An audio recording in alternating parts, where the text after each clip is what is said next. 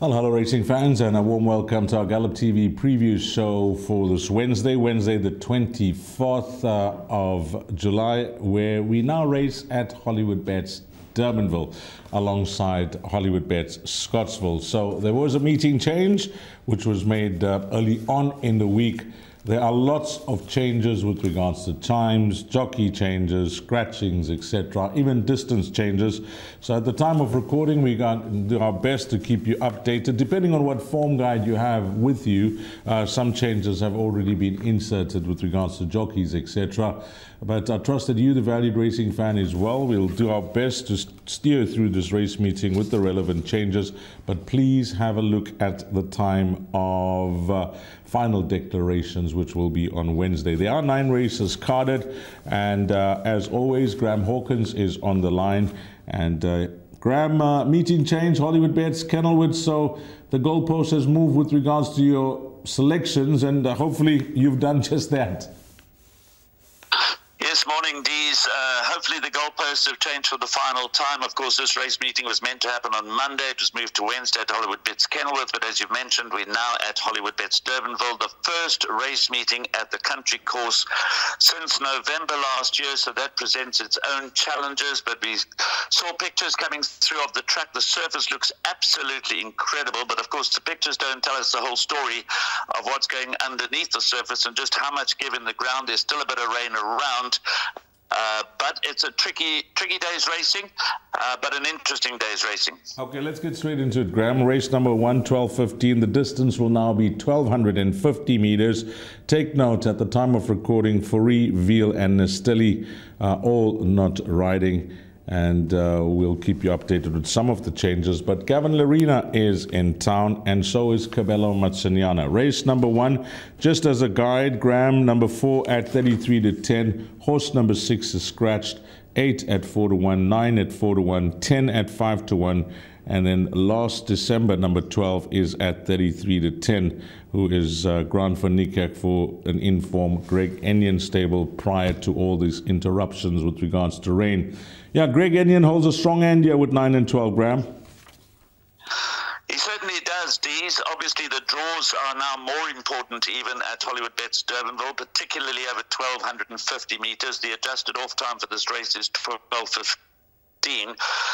Corner Off has been doing a lot of riding for Greg Enyon, and successfully so. So I would imagine he had the choice of rides and has gone with number 9 Arctic Wizard over number 12 late December. I think late December probably, arguably, brings the best form into the race, but it's going to be tricky from the extreme outside gate. It certainly enhances the chances of number 4, Please Be True.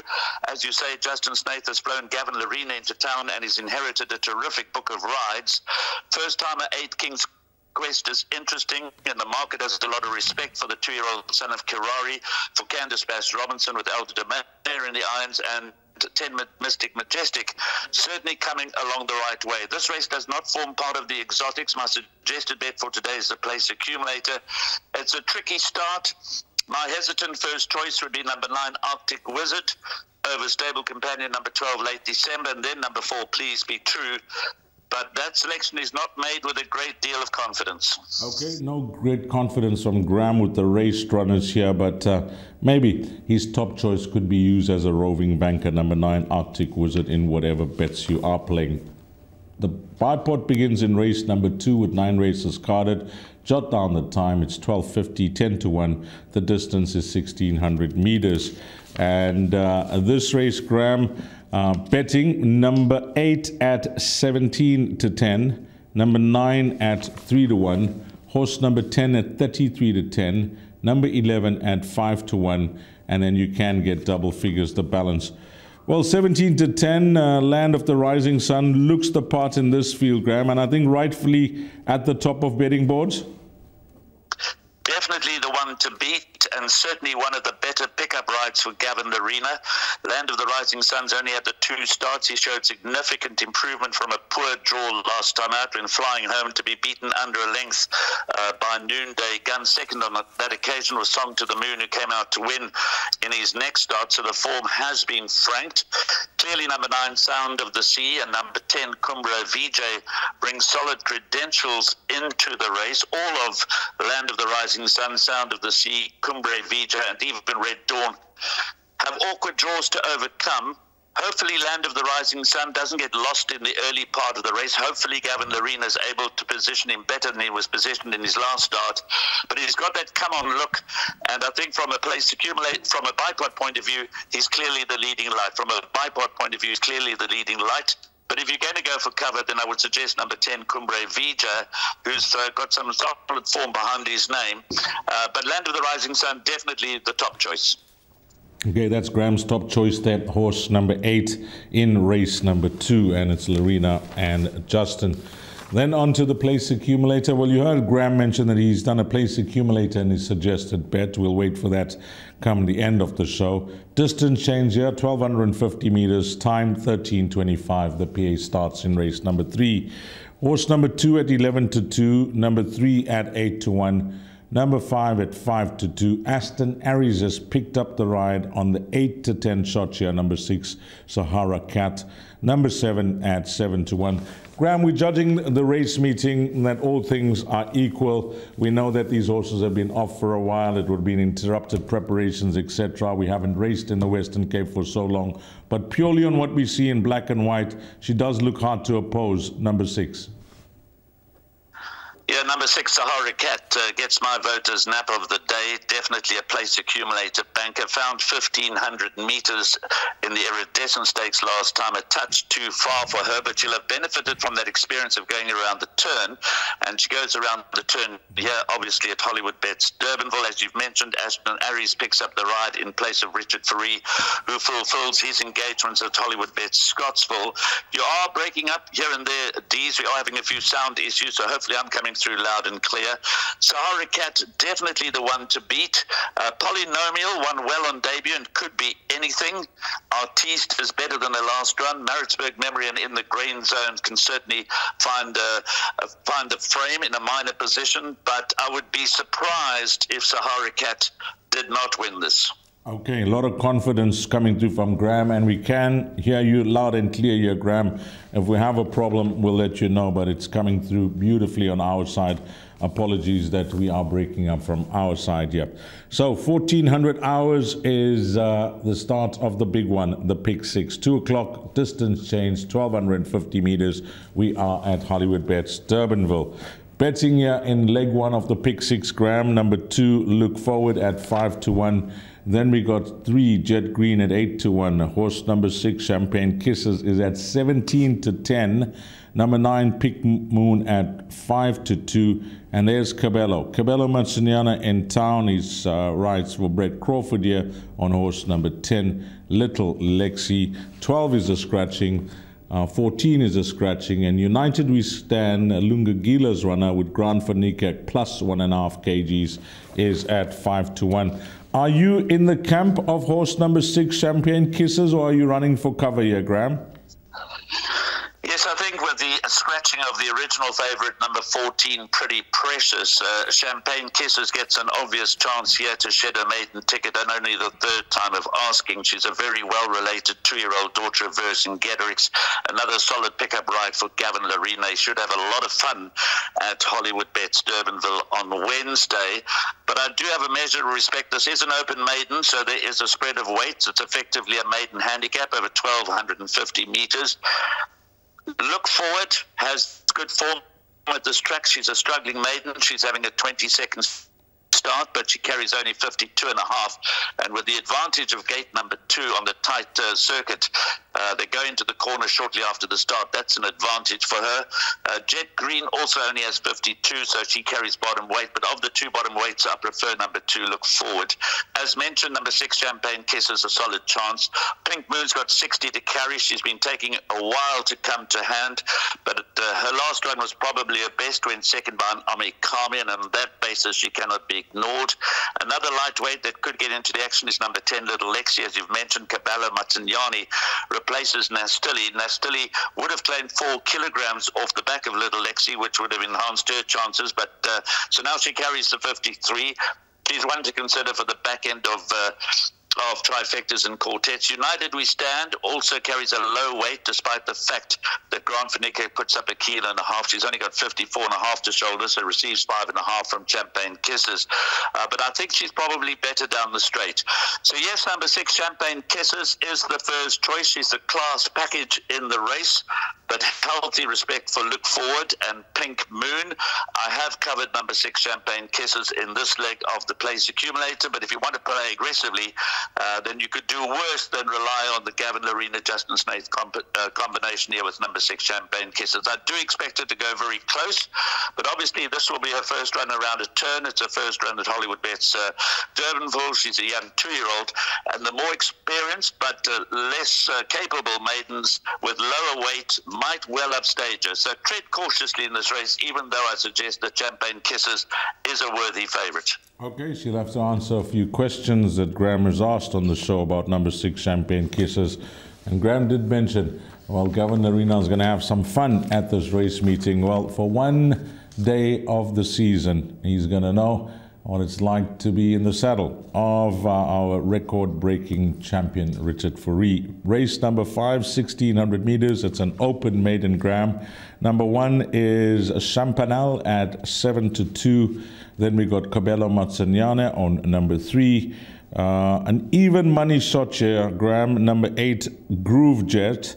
And you mentioned that combination already several times before we even got to race number 5, Lorena and Snaith. 10 is a scratching, 12 is a scratching, and then we got a 6-1 shot in number 13, Cosmic Rhythm. 17-10 in the previous race. You said, let's go for some cover there with some questions to answer. But this horse, Groove Jet, I got the feeling that you're going to take your chances in this race and possibly go with the top one, Graham. Yes, Dees. Again, apologies for the fact that you are continuously breaking up. But Groove Jet does look the part. He has, to be fair, been disappointing to date. He's had 5 starts in the maidens. He was gelded after his first start. He's slowly coming to hand. This is obviously not a strong race. It's another open maiden over 1,600 meters. But I think that whatever beats number 8, Groove Jet, will win it, and he's a fairly confident place accumulator banker at the very least. You could possibly also go with him as a bipod banker. There are always dangers. One of these is number 1, Champanel, also struggling maiden, but he has the advantage of pole position. And Grant Fineke and Lucinda Woodruff, that team are in very good form. Amancio, I fancy slightly better than his last run. In his previous outing, he ran second to Azuri, and he's drawn well. Kabelo Matsinyane takes over the reins from apprentice Nastili, so watch out for a good run from number 3, Amancio. Numbers 10 and 12 are scratched, which means that Golden Grey, who's something of an enigma, he only gets into the race when it's all over. He's drawn widest of all, but instead of being drawn 14 out of 14, he's now drawn 12 out of 12, and there could well be further scratchings by the time we get to the start of this race meeting. So as you advise punters, keep a sharp eye on all of the changes. But yes, I think Groove Jet is certainly entitled to be a warm order favourite, and I think he's going to be a real tough nut to crack. And Graham's giving you some numbers there for the minor positions if you're playing trifectas and quartets in numbers 1, 3 and 14. And again, we do apologize, Graham, if we are breaking up from our side, but you coming through beautifully. Race number 6, 1,600 meters. Number 1 at 5-1, 2 at 6-1. 3 is at 9-2. Horse number 6 is at 6-1. Then we got Gavin Lorena is on number 8, and he is plus 1 kg. Number 9 is Garrett Wright. 10 a scratching. 11 is Kabelo Matsinyane. So you can see there are already a few changes here in race number 6, and as it is throughout the race meeting. Yeah, this race, Graham, I think the betting tells the story when you get a field that's being priced up 4-1. The field here, Graham, it looks highly competitive. You'll do well to try and minimize your spend here. Yes, indeed, Dees. This this is one of the tougher races on the cars. I don't think there's a single runner that you can draw a line through, so I've gone pretty wide in my selections, not with a great deal of confidence. Last time out, we were on Solar Power at a big price. I'm hoping that the going is still very much on the soft side, because he revels in the winter going, and he's had previous course experience. If we go back to last year, when he ran over this track and trip way back on March 2023, which was the last time he ran at Hollywoodbets Durbanville, he finished under a length behind Future Swing. Well, we know what Future Swing has gone on to do, so that was a very decent effort. So I'm expecting a really good run and an attractive each-way proposition, number 6, Solar Power. Interestingly, Fibonacci, if you go back in his form line, he's holding his form pretty well. He seldom runs a bad race, but his last victory was on the 21st of November, and that was at Hollywoodbets Durbanville.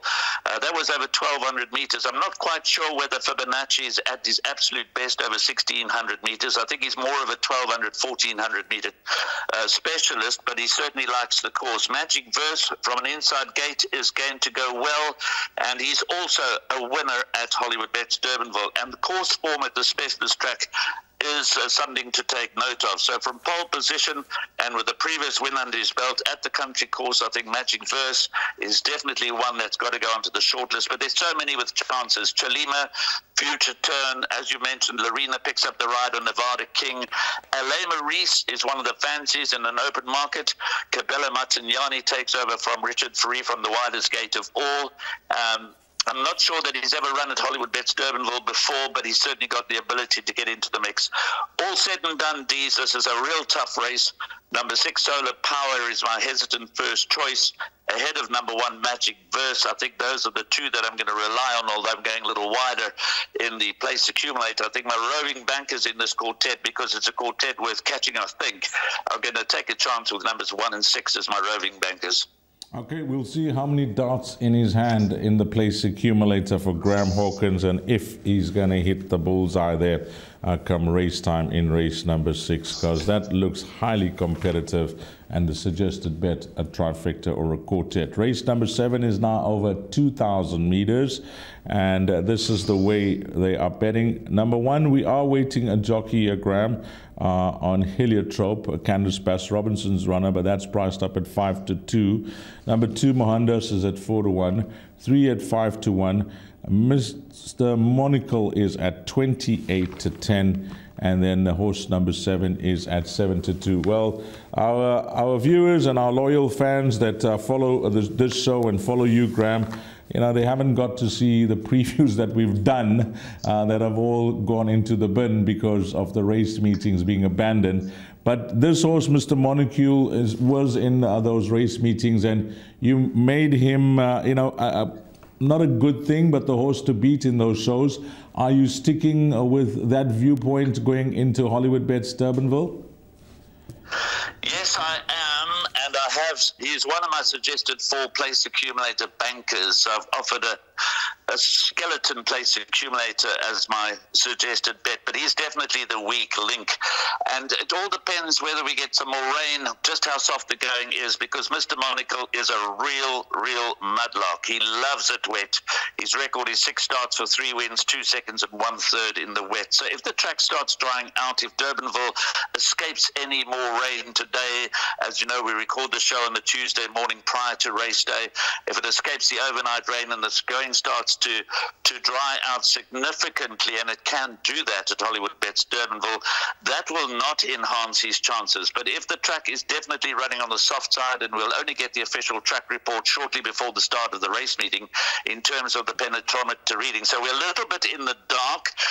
So yes, I'm in the camp of Mr. Monocle, another very good ride for Gavin Lorena. But he's obviously a labouring 5-year-old. He's won 3 times from 19 starts. He's in this class. He's got to be competitive, but it's not a one-out race. Heliotrope, number 1, number 2, Mohandas, number 3, Fair Advantage, number 7, Twice the Master.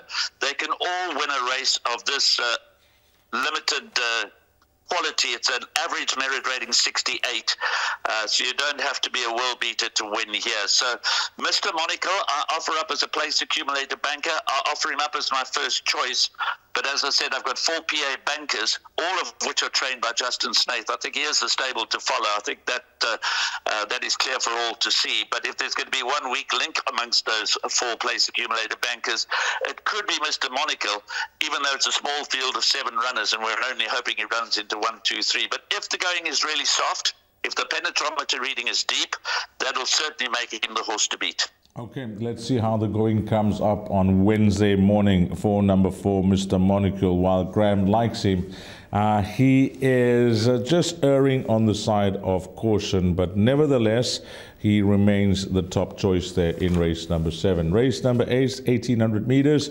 and let's go, Graham. Number 1, Sugar Mountain. That's an important scratching. Horse number 2 at 11-2, 3 at 7-1.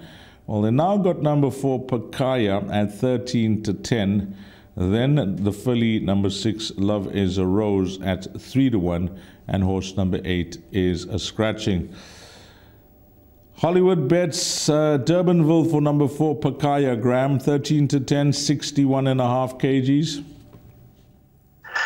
This was an interesting race now with the scratching of Flower of Saigon, who was my first choice, and Sugar Mountain, leaving us with just 6 runners. Justin Snaith saddles 5 of those runners, and the only other runner is number 6, Love is a Rose, from the Greg Enion stable. And I think Greg Enion can upset the plans of the Snaith stable here. Firstly, for me, what's really interesting is that Gavin Lorena has sort of been given all the choice rides, but he hasn't replaced Furion Pakaya. He's replaced Veal on Rapidash, and Louis Mkotwa has been put on number 4, Pakaya. So I'm not quite sure what to read into that, Dees, because I would have thought, having flown Gavin Lorena into town especially, that he would have got the pick of the ride. So the question is, does Justin Snaith actually think that Rapidash could be the better of the 2, particularly at Hollywoodbets Durbanville? I don't know the answer to that question. It's a rhetorical question. But Love is a Rose makes plenty of appeal at the weights, despite the fact that Grant Finikek is putting up a kilo. She's only got 54.5 to shoulder, so she receives 7 kilograms from Bakaya, and she receives a bit of weight from the 3-year-old Rapidash. Interesting run is Sach Dev. His last 2 runs were not bad, just 2 lengths behind Bakaya and 2.5 lengths behind Sugar Mountain, showing signs of a return to form. And again, if you go back to his last win, which was on the 18th of November, the big price, where was that? That was at Hollywoodbets Durbanville over this track and trip when he was good enough to beat Sugar Mountain. And on that occasion, he was pretty much on even terms with Sugar Mountain. So that was a win full of quality, full of merit. So even number 3, Sach Dev, can suddenly bounce back because his last 2 runs have not been that bad. So it's a small field. But I've gone wide in the place accumulator. Obviously, I've included number 8, Flower of Saigon, because I submitted my suggested permutation before the scratching of the Daughter of Flower. Aliu, as I said, was my first choice. So I'm going to stick my neck out and go with number 6, Love is the Rose, for the sole non-Snaith trained runner in the small field to upstage the Snaith team. But clearly, pace, tactics, 6-horse field, that could determine the outcome here. So I think any one of the 6 can win it. Obviously, Salvador Mundi and Navy Strength to a lesser extent, but all of Rapidash, Sach Dev, Pakaya, Love is a Rose, they're all alive. Okay, you have got the 1 Rose in the race, as Graham mentioned, from the only other stable being represented, taking on the boys here, and that is Love is a Rose. Graham brings up a valid point when he says Gavin Lorena in town for Justin Snaith, because you just have a look at the weight as well, and I mentioned it in the previous race with Nevada King that Gavin Lorena is plus 1 kg, so he's at his absolute max at 55.5 here on number 2 Rapidash, and he could have easily have ridden 4 Pakaya with 61.5 kgs. Good point there, Graham Hawkins. We'll see what happens with those riding arrangements, but if you want to read into it, well, you could get the lot there in race number 6, if it just race number 8, if it does go your way. Race number 9, 1,800 meters. This is where we'll close things off, Graham. And hopefully it's a beautiful end to the race meeting, and we are into the last race that closes off the exotics. Number 1 at 7-2, number 2 at 4-1. Horse number 5, Among the Clouds, Daughter of Lancaster Bomber. She's at 5-2.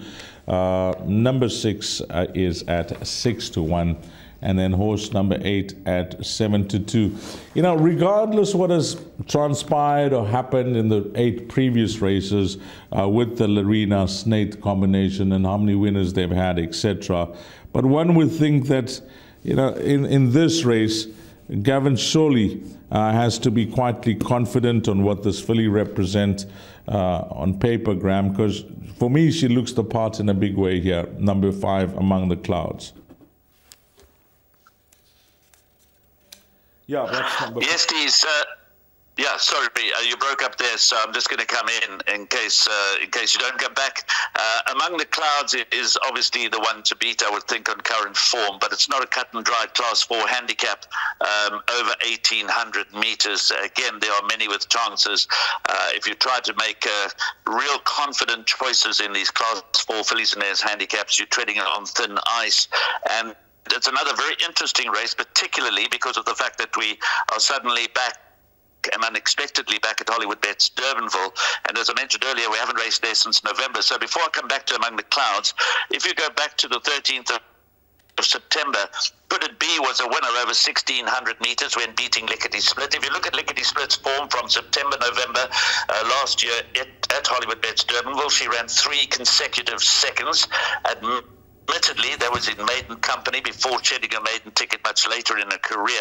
So you can't read too much into that because it was maiden form. But it's interesting that Could It Be beat Lickety Split, the 2 meet again here. So Could It Be as a course winner. Lickety Split has very good form at the course, but so does Among the Clouds.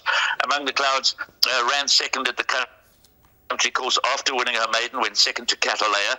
So the change of venue is not going to unduly affect the winning chances of number 5 Among the Clouds, but they could perhaps not, the change in track could maybe not be up Plum Pudding's street. Let me get that very clear. Plum Pudding takes a long time to unwind. She likes to come from off the pace, and maybe, just maybe, I can't be certain about that, just maybe Hollywoodbets Durbanville is not going to be her favorite track. You've got to also fancy a little bit of Kamikaze, but I've taken my chances with number 5 Among the Clouds as a place accumulator banker in the final leg.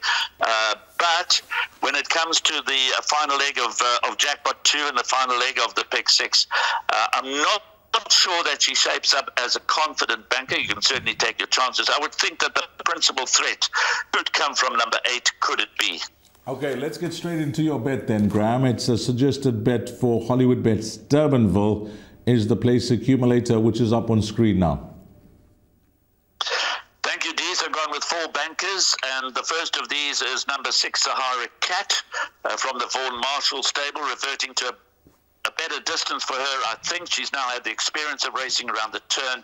I would be surprised if she didn't deliver for us in the opening leg of the place accumulator. The second leg have gone numbers 2, 6, 9 and 14. 14 is obviously now a scratching, but we'll leave her in case the tote favourite, which is likely to be number 6 Champagne Kisses, does come in. We've got enough cover, then we can double up.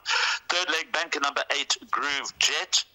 The fourth leg, I've gone pretty wide here as well. It's a very competitive Class 3 handicap, arguably the most difficult race in the card. Going with numbers 1, 3, 6, 10 and 11, and again 10 Future Prince is a scratching.